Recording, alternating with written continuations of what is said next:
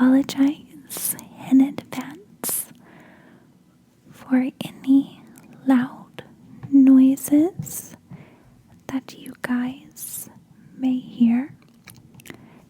There is currently a thunderstorm going on outside, and it cut our power off once already. So I'm just praying that I'll be able to make it through this video. So as usual, my computer is down below in this corner. But let's get started with our true crime case today. And today's case follows Molly Bish. So this is a more popular case than I'm used to doing, but I found it so interesting that I had to speak on this case. So Molly Bish was born and lived in Detroit, Michigan, and she was born in August of 1983.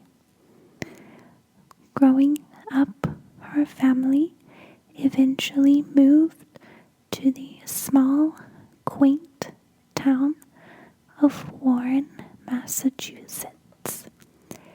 And when I researched this town, it was very picturesque, like something you would imagine or see on a postcard from Massachusetts. Very, very fitting for the scene. So Molly's family ended up leaving Detroit after something terrible happened in their own neighborhood. And Molly's family felt that Warren would be a much safer place to raise their children. So in their neighborhood in Detroit, a woman had been abducted when she was walking home from work, and her body was found later in the same area. I don't have any more information on that case, but that is what prompted Molly's parents to move their family to Warren. Molly grew up in Warren, Massachusetts, and as she grew older, she eventually got her first job. Her first job was to be the lifeguard at Commons Pond. It's spelled a little differently, but at Commons Pond. And from the research that I did, I believe her brother and possibly sister had even worked there as well. So Commons Pond was basically in the woods and a very isolated pond, but it had a small beach, and from the pictures that I saw, it was not large at all. They needed just one lifeguard on duty there, but it was very isolated. There was a parking area at the top, and then from there you could walk down to the pond and the beach area. And it sounded like this area had a lot of land and park surrounding it as well. Molly had only been working for a week at Commons Pond, when a strange occurrence happened. On June 26th, in the year 2000, Molly's mother, Maggie, dropped Molly off for work like any normal day. When Maggie pulled into the parking lot this morning, she noticed a man parked in an older white car and smoking a cigarette. The man made Maggie feel extremely uncomfortable, and she said that she even looked at the man and tried to make eye contact with him, but he just kind of refused to acknowledge that Maggie or even Molly existed. Maggie decided to walk Molly down to her lifeguard post since she felt so uncomfortable with the man being there. She wanted to make sure that Molly was safe before she left the area. After Maggie walked Molly down to her post, she arrived back at her car, but the man was still in his car, smoking the cigarette. Maggie decided to wait for some time until the man eventually pulled out of the parking lot.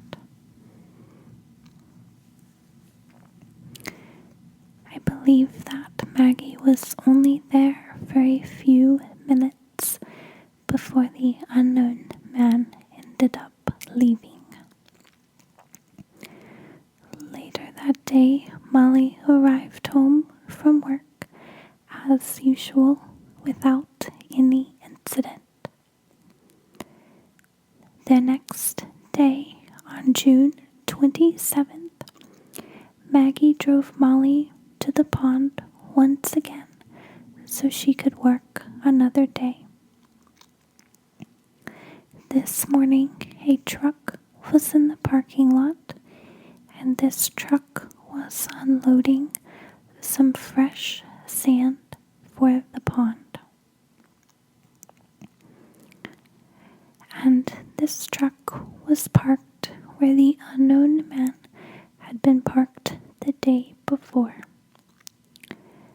Since the unknown man was nowhere in sight, Maggie thought Molly was safe, and she left Molly at her post. And from the research that I did, it sounded like the pond was a part of a greater park area, and that the park had several workers at the same time, but one lifeguard would be on duty, so it just depended on if anyone else was at the beach, if Maggie or the lifeguard would be, if Molly or the lifeguard would be alone or not. So, yeah, there were several other workers, though, that would frequent the area.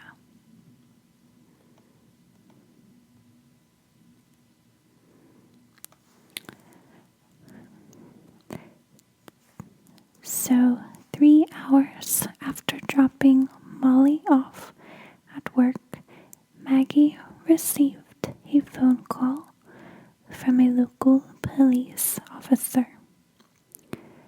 Several people had called and alerted the police after not seeing the lifeguard on duty that day.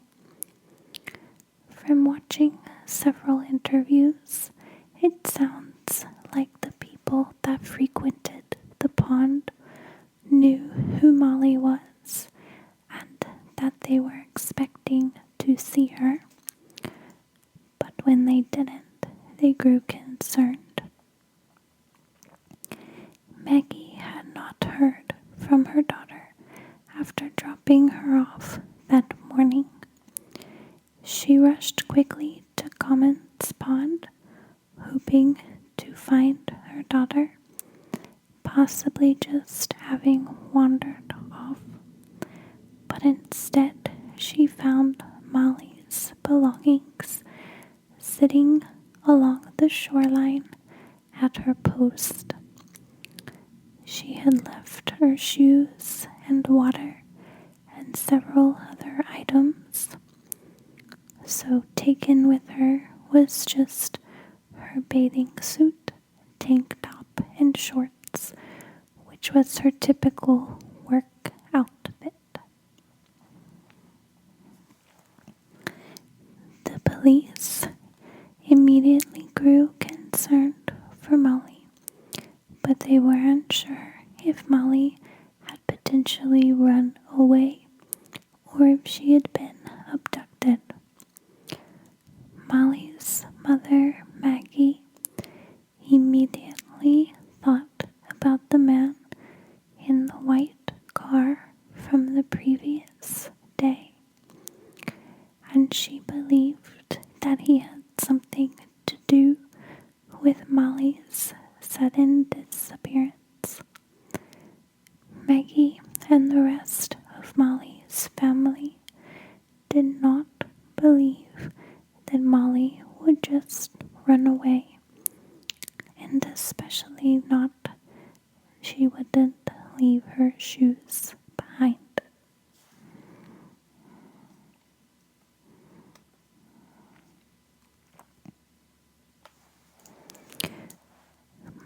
Maggie told the police about the unknown man from the previous day,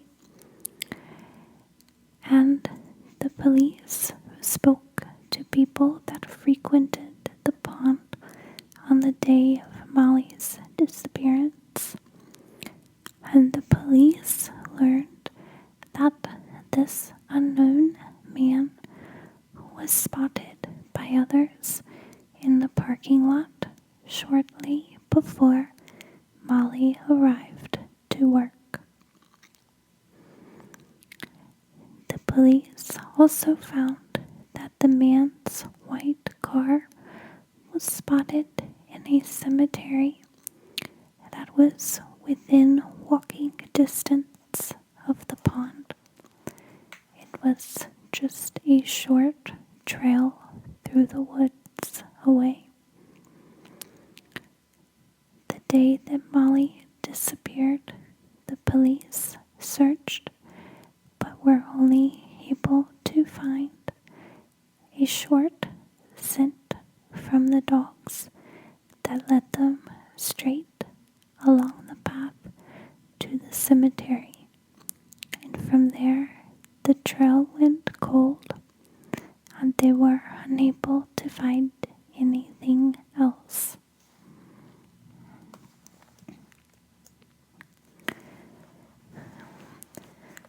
So fast forward a couple of years. In May of 2003, a man spoke to his friend about spotting a bathing suit in the woods. This wooded area was nowhere near a swimming place, so there was not a pond or even a pool nearby that could explain a bathing suit. A lot of people in the surrounding areas, though, knew of Molly Bish's disappearance, and they knew that she was wearing a bathing suit when she disappeared.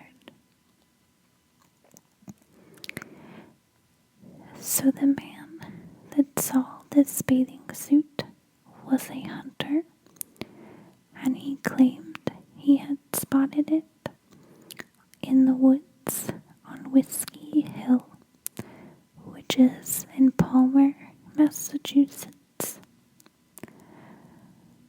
The friend that the hunter told spoke to the police about this found bathing suit, and they both led the police to where it was located,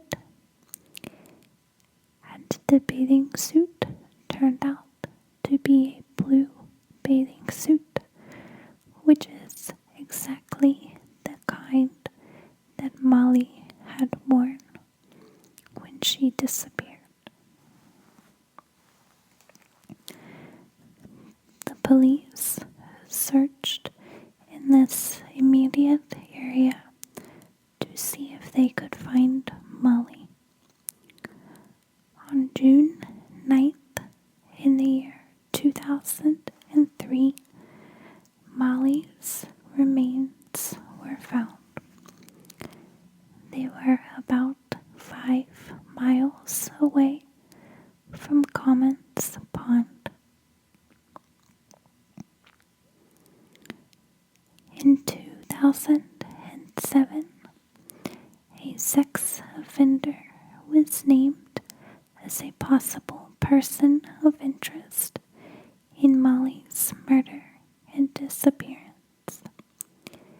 His name was Robert Burno, and he was named as a suspect after trying to abduct and assault a jogger a few miles away from Warren. His photo, his appearance matched that of the sketch drawn for the unknown man in Molly's case. I did not find that it matched exactly, and police were unable to tie Burno to the crime, so he was never charged. I'm not sure how his name came up as a possibility, but you never know. In 2009, another man was named as a suspect as well, and his name was Rodney Stanger. Stanger was known to frequent the pond where Molly worked, as well as the woods where her remains were found. His image also reflected that drawn by the sketch artist, and I'm not sure why he was named a suspect, but he does look eerily similar. Once again, though, the police did not have any evidence tying Stanger to the crime, and he was never charged.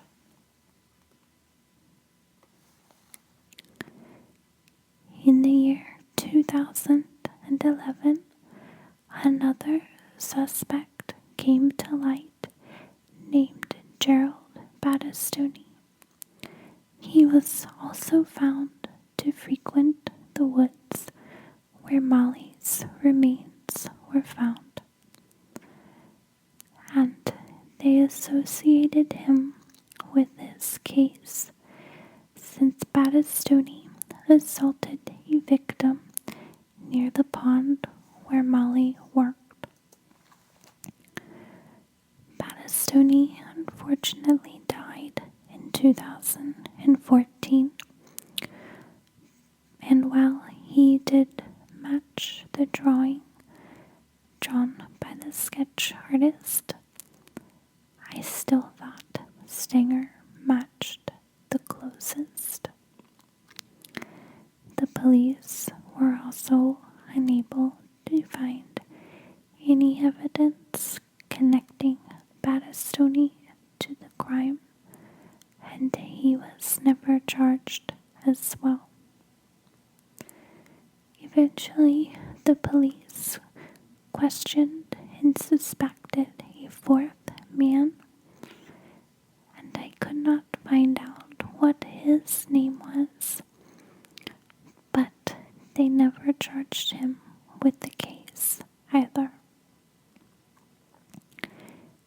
2019, new testing began on evidence in Molly's case.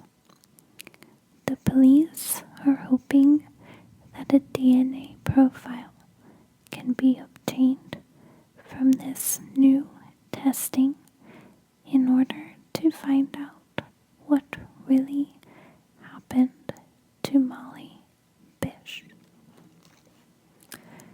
I really do hope that the police can find some new answers. I'm unsure if the evidence has been tested quite yet, and if we just didn't get any answers, or if they're still testing. Like I said, I hope we do find some answers soon for Molly's family. And I pray that those answers will come through the DNA testing. So I hope you guys enjoyed this video. Definitely hit that subscribe button if you want to hear more true crime cases. I release videos 3 times a week, and I try to do 2 true crime cases